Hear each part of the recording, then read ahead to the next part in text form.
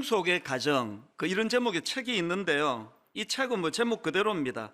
이 죄성을 가진 인간이 꾸려가는 가정이기 때문에 현실적으로 가정 안에 많은 아픔이 있고 또 고통이 있고 또 여러 문제들에 노출이 되어 흔들릴 수밖에 없는 게 그게 가정이다. 이렇게 이제 그 책이 문제 제기를 시작하는 책인데요. 이런 내용을 다루다 보니까 책을 펼치자마자 쏟아지는 내용들이 다 이런 식입니다. 가족은 기쁨의 원천이자 공포의 원천이다. 또 이런 내용도 있습니다. 가족은 우리에게 엄청난 기쁨의 근원인 동시에 엄청난 고통의 근원이다. 좀 더 실제적으로 피력하는 내용이 참 마음에 와닿습니다. 어떤 사람들은 평생 부모를 원망하며 살아간다. 또 어떤 사람들은 탈 많은 자녀들 때문에 힘들었던 지난 세월을 한탄하며 지낸다. 가족은 우리를 살리기도 하고 진뭉개기도 한다. 가족은 영적 전쟁이다. 가족은 우리의 치부를 드러낸다. 홈 스위트 홈 이런 노래들은 너무나 아름다운 가족의 한 단면만을 말하는 것이지 실제적으로 현실적으로 이 가정 안에서 많은 상처가 오가고 있고 아픔이 있고 염려와 두려움이 있고 맨 마지막에 이 멘트가 너무 와닿지 않습니까? 가족은 우리의 치부를 드러낸다. 저는 목사로서 설교할 때 사람을 만날 때 정신적으로 영적으로 다 포장하고 옷 입고 나타나지만 완전히 내 치부가 다 드러나는 것이 가정이라 생각합니다. 자녀들이 성장하면 성장할수록 그런 자괴감을 느낄 때가 참 많습니다. 이게 가정이라는 것입니다. 더군다나 지난주 제가 설교 시간에도 언급했습니다만 오늘날 가정 안에서 이 아버지 부재 현상, 이 심각한 상황이라고 생각을 합니다. 2004년도에 영국 문화원이 영어를 사용하지 않는 102개 국가를 상대로 설문조사를 했답니다. 그 안에 우리나라도 포함이 되어 있겠죠. 영어를 쓰지 않는 외국인들 102개 국가에 무려 4만 명을 대상으로 조사를 했으니 이 표본조사가 엄청난 겁니다. 4만 명에게 의뢰를 해가지고 질문이 뭐냐? 당신이 생각하는 가장 아름다운 영어 단어는 무엇입니까? 1위가 여러분이 생각하는 그 단어예요. mother, 엄마, 어머니. 이게 가장 아름다운 영어 단어 1위로 뽑혔습니다. 그 영국 문화원이 그 설문조사를 하면서 세상에서 가장 아름다운 영어 단어를 70위까지를 발표를 했는데요. 놀랍게도 아버지를 뜻하는 father이라는 단어가 70위권에도 이름이 없더라는 거예요. 정말 웃기는 게요. 펌킨, 호박, 이게 40이고요. 호주의 그 대표적인 동물 캥거루가 50이에요. 물론 이게 이 아버지라는 존재가 호박보다도 못하고 캥거루보다도 못하고 이런 의미는 아니겠지만, 아니 세상에서 가장 아름다운 단어 호박이 40위에 들어가는데 어떻게 그 부모의 두 주체인 어머니는 가장 아름다운 단어 1위에 들어갔는데 또 다른 한 주체인 아버지는 70위권에도 들어가지 못했다. 이게 지금 뭘 의미하겠습니까? 아버지라는 존재가 지금 현실 가정 안에서 어떻게 자리매김하고 있는지를 보여주는 거 아닙니까? 하버드 대학교 조세핀 킴 교수가 쓴 아버지 이펙트라는 책이 있는데요. 조세핀 킴 하니까 이제 한국계 미국인인 것 같지 않습니까? 이분이 이제 그 책에서 예전에 그 자녀들 머릿속에 각인되는 아버지는 이 가족들을 위하여 몸이 부셔져라 일하는 그 이미지를 갖고 있었다. 그러면서 이제 자기 이야기를 하는데요. 그 교수님도 늘 아버지가 아침 일찍 집을 나가서 밤 늦게까지 일하다가 돌아오시는 그 모습이 늘 마음에 한편으로는 감동이 되고 한편으로는 부담이 되고 그랬을 거 아닙니까? 그래서 이제 내 열심히 공부해서 나중에 우리 아버지 호강시켜 들어야지. 이런 생각을 가지고 공부를 열심히 했다는 겁니다. 얼마나 열심히 했으면 하버드 대학교 교수가 됐겠냐고요. 이게 우리 윗대 시대의 아버지 상이에요. 솔직히 말하면요, 지금 젊은 아빠들에 비하면 옛날 아버지들은 무뚝뚝하시고 뭐 걸핏하면 매드시고 그렇게 좀 호의적이고 호감을 주는 대상이 아니셨어요. 그럼에도 불구하고 아버지라는 존재가 자리매김을 하고 있었기 때문에. 그래서 옛날에 저 건너방에서 큰아들하고 둘째 아들이 막 그냥 소리 지르면서 말싸움하고 그러면은 아버지는 그냥 안방에서 헛기침만 하셨어요. 아버지 지금 안에 계시다, 이 메시지를 준 거 아닙니까? 그거 하나만으로도 애들 싸움이 정리가 될 만큼의 질서가 유지되던 그게 아버지의 존재였다는 겁니다. 최근에 제가 본 글에도요, 이 친구 같은 아버지, 이런 이야기를 많이 하는데 사실은 전문학자들이 보기에 이 친구 같은 아버지가 가지고 있는 위험이 굉장히 많다는 겁니다. 이 친구 같은 아버지가 되기 위해서는 먼저 그 아버지의 존재가 자리매김이 돼야 되는데, 친구 같기만 한 아버지, 이게 뭘 의미합니까? 지난주 설교 시간에도 말씀드렸지만 이 보고 배우고 따르고 하는 이 샘플이 없어졌다는 이런 부작용을 낳고 있다, 그 얘기 아니겠습니까? 그 조세핀 킴 교수님이 쓴 아버지 이펙트라는 책에 보면은 그 저자가 어린 학생에게 이런 질문을 던지는 내용이 나옵니다. 아빠가 일찍 나가서 밤늦게까지 일하느라 집에 못 들어오시면 어떤 생각이 드니? 그랬더니 돌아온 대답이 딱 한마디였답니다. 일하는 게 좋은가 보죠 뭐. 그 아버지에 대해서 뭐 별로 관심이 없고 뭘 하시는지 뭐 상관이 없다는 이런 뉘앙스가 좀 담겨져 있는 거 아닙니까? 제가 이 설교를 준비하면서 뭐 여러 사람들에게 의도적으로 질문을 던졌는데요, 제가 참 가슴 아픈 게 오늘 이 시대의 자녀들이 아버지에 대하여 느끼는 이미지는 딱 두 가지, 아버지에 대한 또 행동이 딱 두 가지래요. 아버지를 싫어하거나 아버지에게 무관심하거나, 딱 두 가지로 아버지를 규정 지을 수 있다. 이런 게 과장이 아닌 게요, 실제적으로 이런 통계가 있습니다. 아버지들은 자기 자녀가 무슨 고민에 빠질 때 자기를 찾는다, 아버지를 찾는다, 이런 생각을 많이 하고 있대요. 실제적으로 조사에서도 자기 자녀가 고민이 있을 때 가장 먼저 아버지를 찾는다, 그렇게 생각하는 아버지가 무려 51%가 아버지들이 그런 생각을 했는데요, 놀랍게도 당사자인 자녀들을 대상으로 조사해 보니까 자기들이 어떤 고민에 빠질 때 가장 먼저 아버지를 찾는다라고 대답한 자녀들은 4%에 불과하다는 거예요. 이런 그 지나친 목의 중심, 우리나라 입시가 그걸 부추긴다고 저는 생각하는데요.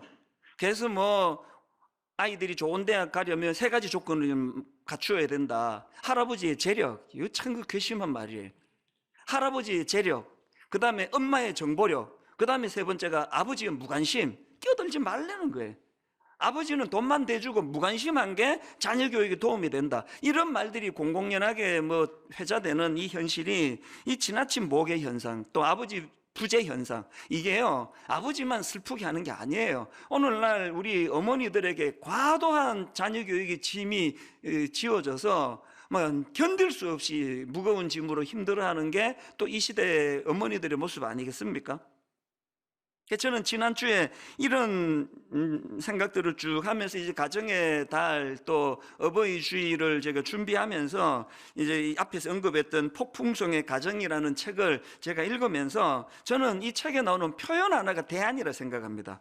이런 표현이 있더라고요. 가족은 영적 전쟁의 장이다. 가족은 영적 전쟁의 장이다. 연애하고 사랑하는 남녀가 만나가지고 사회학적으로 이렇게 분석하는 게 아니고요, 예수 믿는 우리는 이런 가정에 대한 현실을 영적인 문제로 풀어야 된다는 거예요. 제가 이런 의미에서 이 폭풍 속의 가정처럼 흔들리는 현실적인 가정들을 생각하면서 진짜 대안이 없는 건가? 정말 대안은 없는 건가? 이 고민을 많이 했습니다. 왜냐하면 저도 가정의 구성원이고 저도 새아이의 아빠이기 때문에 그렇고, 저도 사실은 가정에 들어가면은 이런 문제로 많은 고심을 하고 실험을 하고 있는 한 아버지에 저도 해당이 되기 때문이거든요. 대안은 없는 건가? 그러다가 제가 오늘 본문에 나와 있는 열왕기상 18장 19절을 떠올리게 됐는데요, 저는 특히 오늘 그 설교에 굉장히 중요한 그 매개 포인트로 두 산을 언급하려고 합니다. 오늘 본문에 엘리야 선지자가 주인공으로 나오는데요. 엘리야 선지자를 중심으로 두 산, 저는 이게 오늘 설교의 핵심 포인트에 또 가정회복의 대안이라고 제시하려고 합니다. 이게 무슨 말이냐? 오늘 본문을 포함한 열왕기상 18장과 19장에 보면은 엘리야와 연관된 산 두 개가 나오는데요. 앞에 나오는 산은 갈멜산이고 뒤에 나오는 산은 호렙산입니다. 이 두 산 중에서 갈멜산을 어떻게 규정할 수 있느냐? 엘리야와 관련해서 이렇게 규정할 수 있습니다. 엘리야에게 있어서 갈멜산은 영광과 기쁨을 가져다 준 승리의 산이다.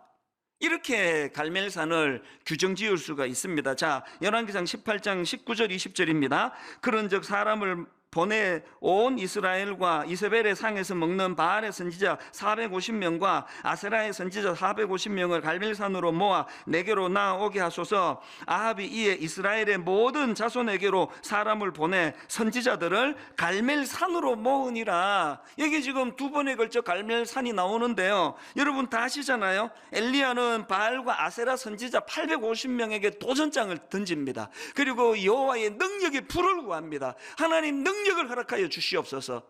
그렇게 해가지고 놀랍게도 무려 850대 1의 승리를 경험하는데, 그 승리를 경험한 산이 그게 갈멜산이에요. 그 엘리야에게 있어서 갈멜산은 무한 영광의 산이에요. 하나님의 능력을 경험한 산입니다. 여기에 반해가지고 두 번째 나오는 산 호렙산은요, 엘리야가 경험했던 영광의 산이었던 갈멜산과 달리 엘리야에게 이 호렙산은요, 절망과 수치로 상징되는 산입니다.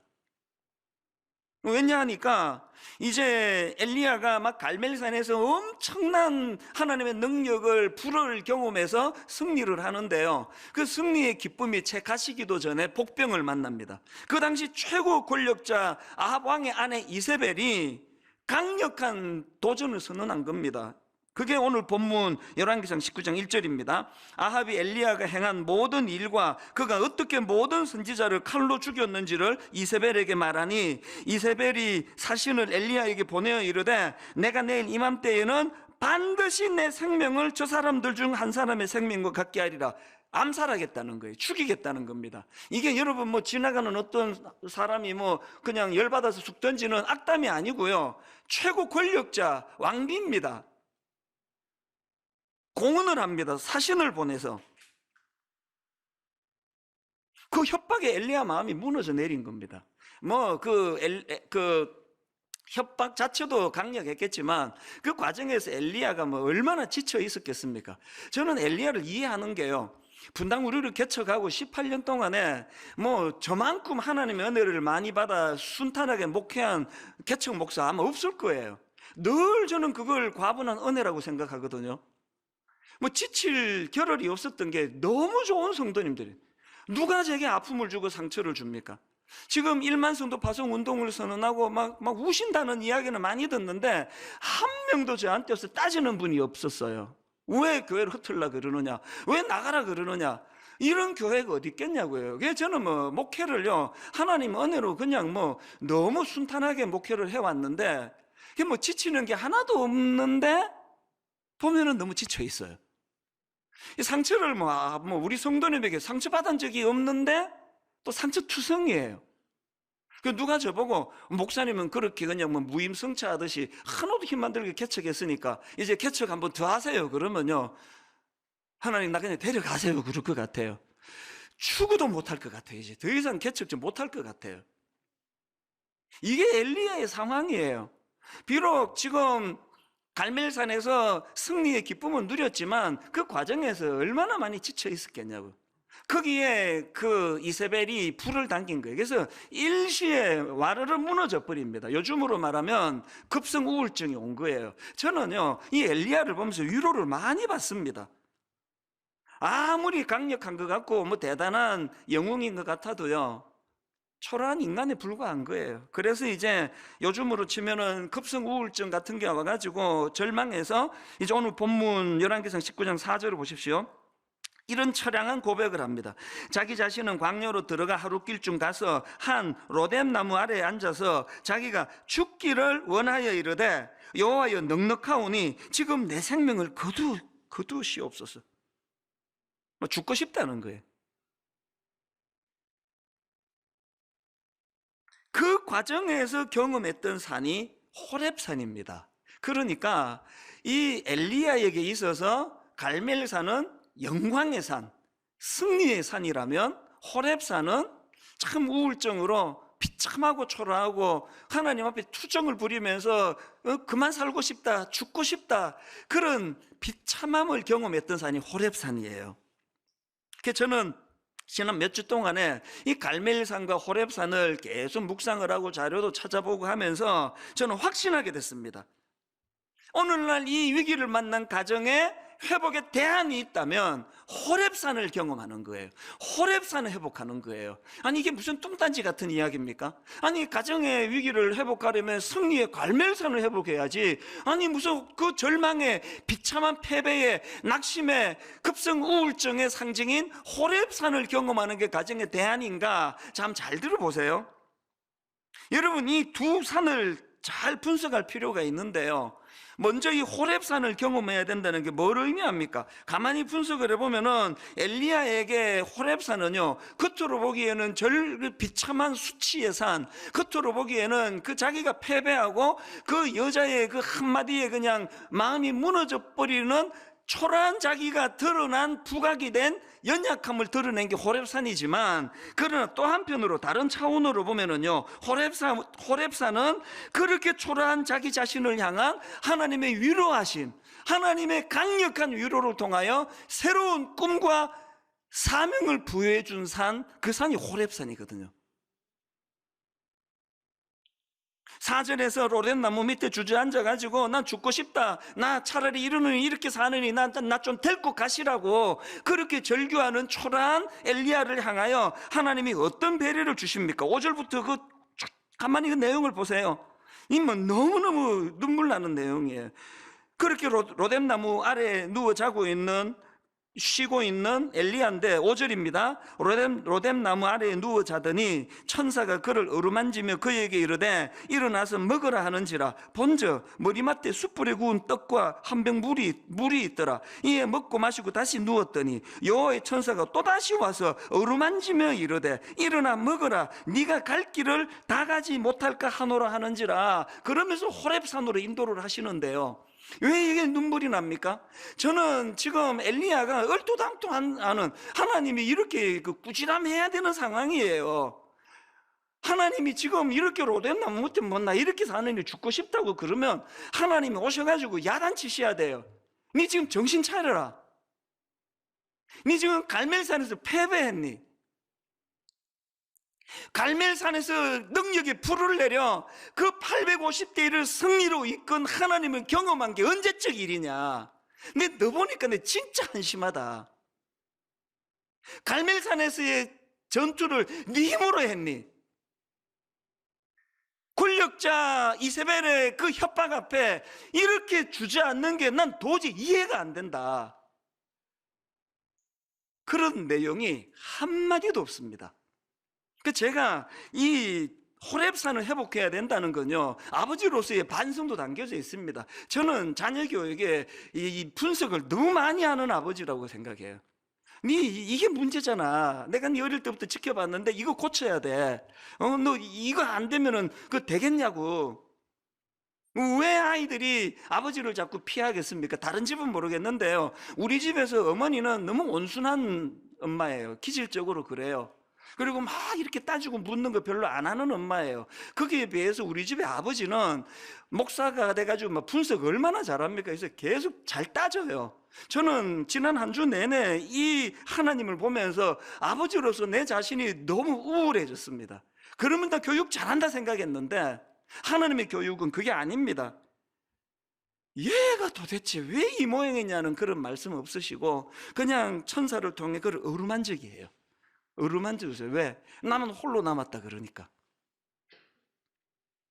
제가 이 호렙산에 임하신 하나님을 분석을 해보니까요, 엘리야에게 두 가지 의미가 있더라고요. 여러분, 첫째로요, 호렙산에 임하신 하나님의 모습은 두 가지인데, 첫째가 뭐냐? 초라해진 엘리야를 꾸짖지 않고 품어주시는 하나님이세요. 오늘 가정이 왜 이렇게 위기를 만났습니까? 우리 이때 부모님은, 저희 어머니는 초등학교밖에 안 나오신 분이에요. 아버지는 물론 목회를 하셔야 되니까 어머니보다는 학력이 높으시지만, 오늘 우리 같이 대학원 나오고 박사라 그러고 막 수많은 정보를 접하는 우리 같은 부모님이 비하겠습니까? 그런데 오늘 우리 같은 부모가 갖고 있는 치명적인 문제가 뭐냐? 오늘 가정을 거대한 갈멜산을 만들어 놓은 거 아닙니까? 갈멜산만 추구하는 부모. 너 능력 받아야지, 너 불 받아야지, 너 그래야 좋은 대학까지. 온통 가정에서 일어나고 있는 건 850대 1로 싸워 이기는 방법 10가지, 이런 것들이 난무하는 가정 아닙니까?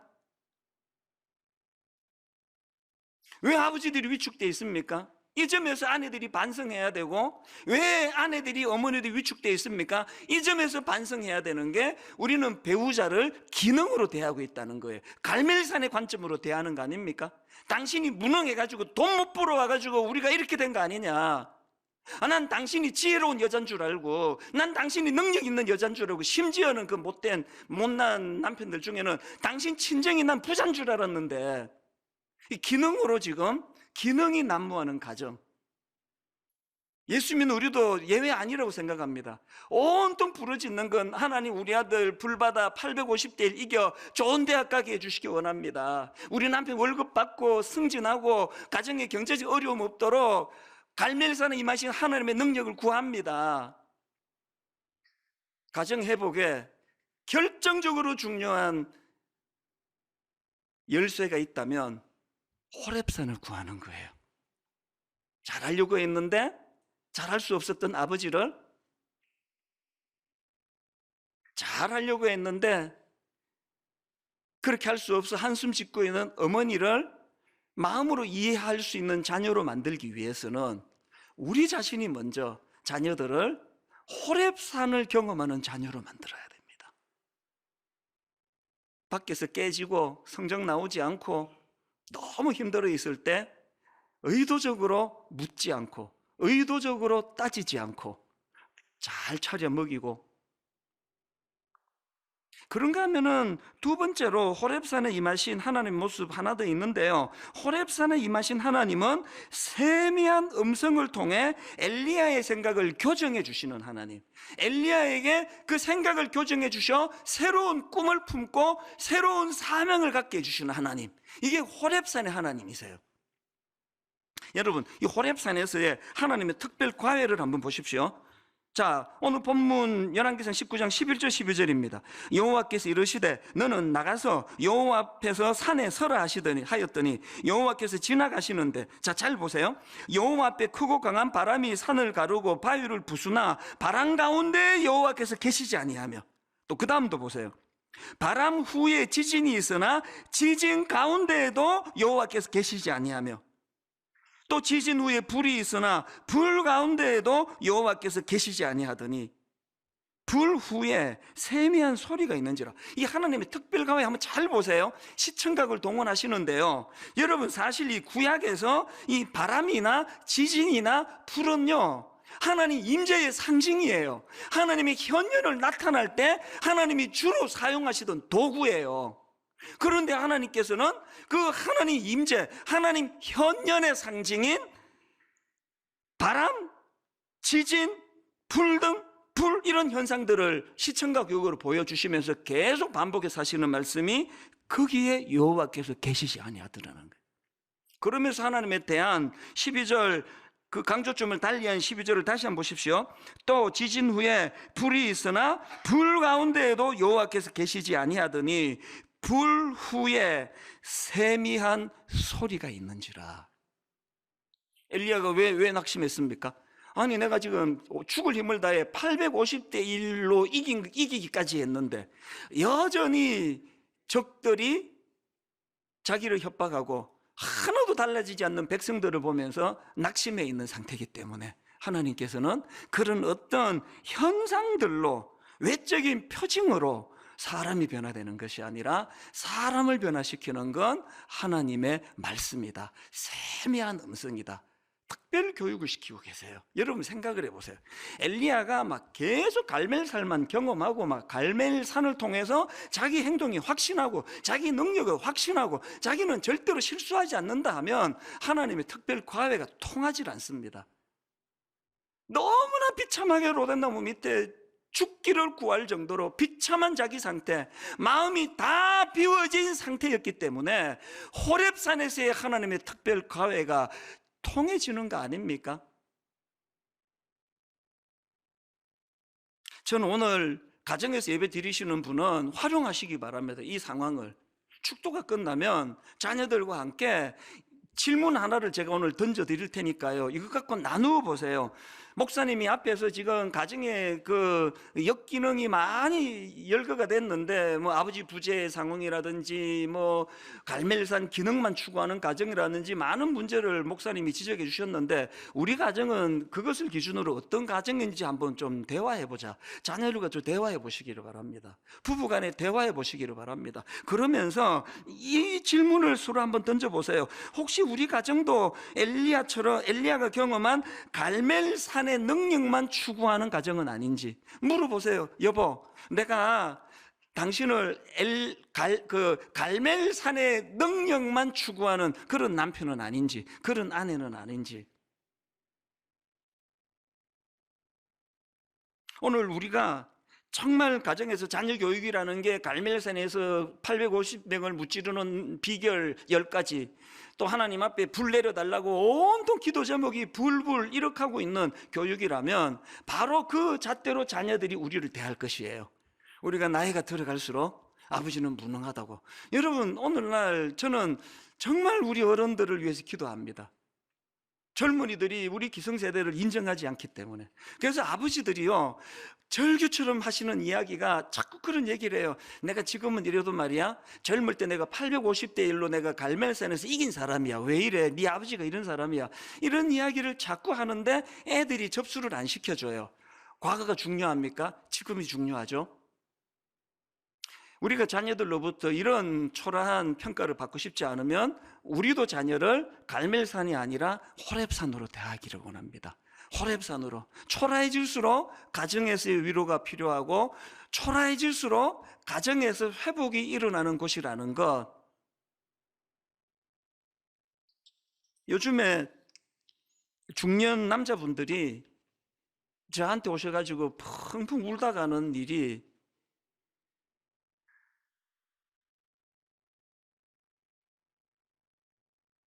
왜 아버지들이 그 집에 가서 우시지 왜 저한테 와서 울다 가세요? 집에 가서 우는 거가 접수가 안 되는 게 가정이에요. 아버지가 이렇게 약하면 우리 어떡하라고.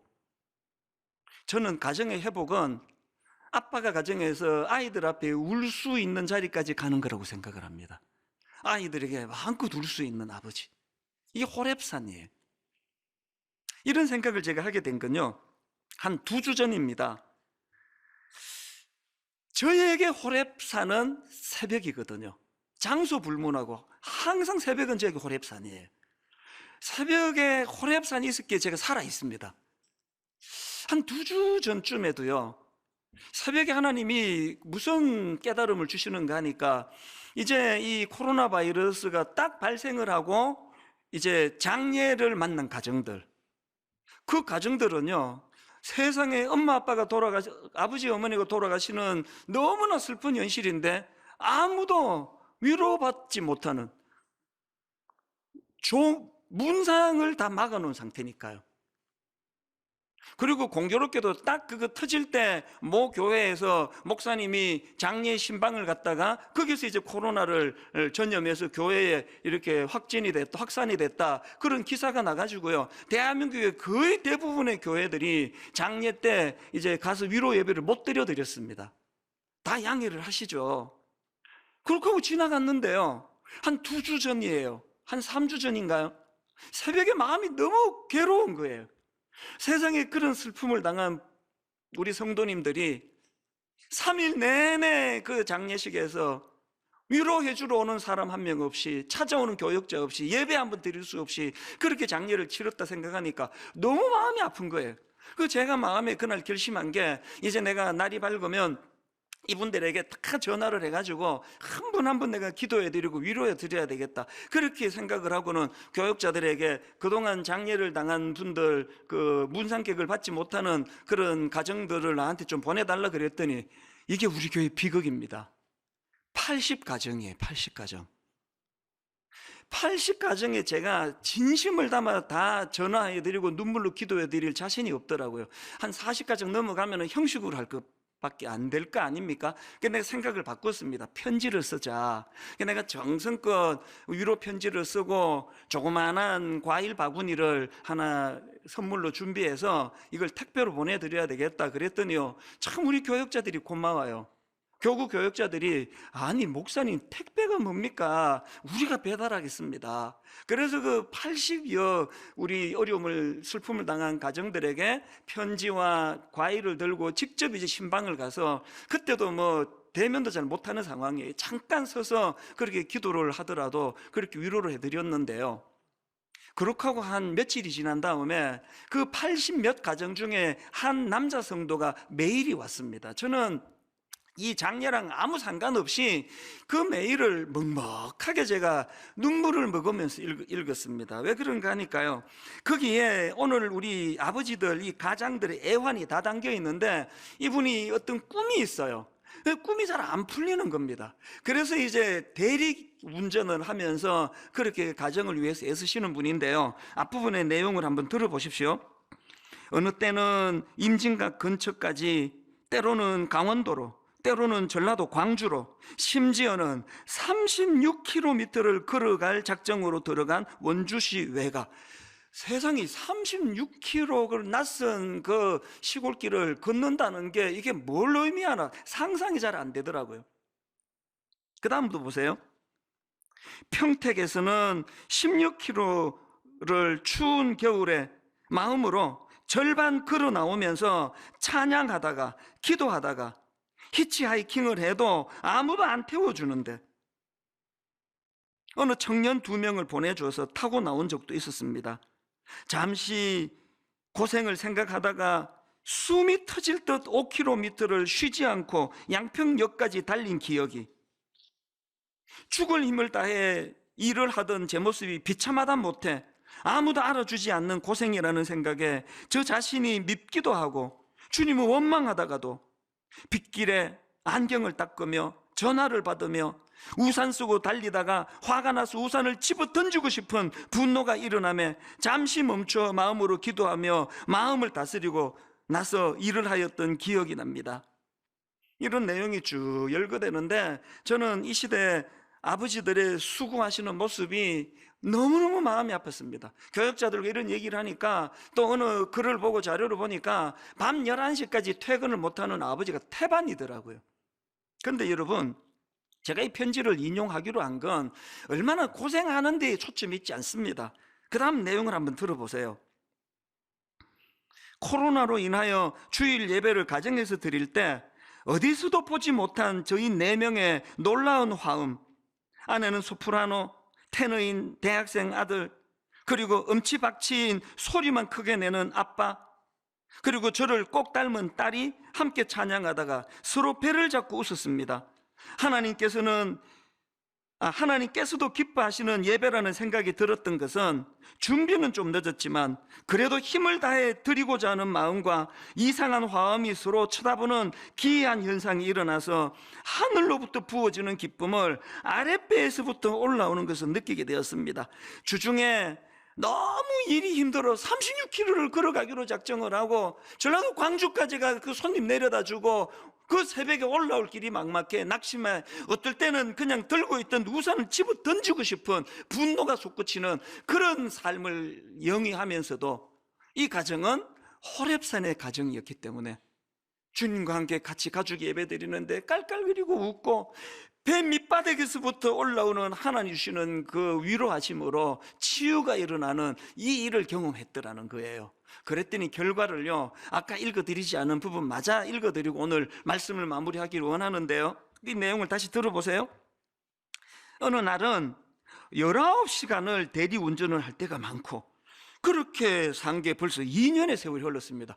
여러분, 하루 24시간 중에 19시간을 대리 운전한다는 게 이게 가능한 일인가, 내가 많은 생각을 하게 됐는데, 그 다음 내용을 들어보세요.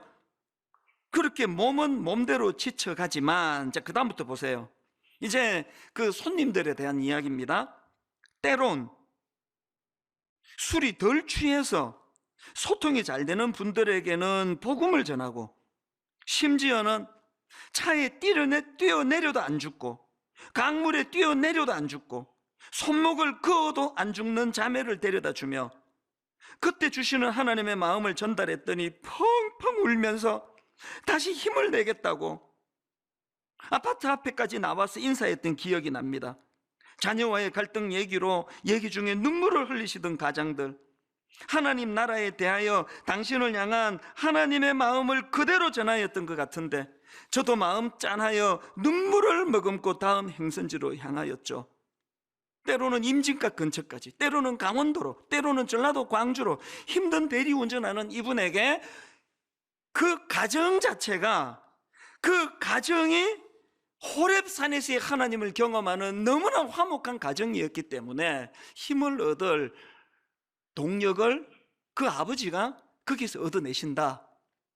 오늘 우리 모든 예수 믿는 예배 드리는 저와 여러분이 추구해야 될, 저도 마찬가지예요. 가정에서는 저도 그렇게 높은 점수를 받을 아버지가 아니라는 걸 자책하는 사람이에요.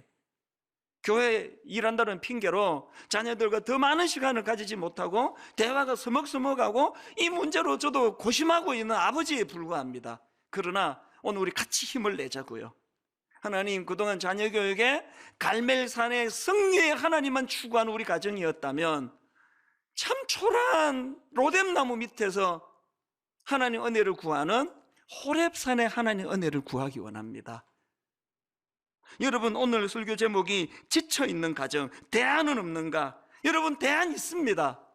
호렙산에서의 세미한 음성을 듣도록 하는 것, 갈멜산의 능력만 추구했던 우리가 이제 하나님 호렙산에서의 초라할 대로 초라해진 우리를 내치지 않으시고 세미한 음성으로 꾸짖지 않고 품어주시는 그 위로의 하나님을 부모된 우리가 먼저 경험하기를 원합니다. 그 넉넉함으로 우리 자녀들을 사랑으로 품어주는 그런 부모 되기를 원합니다.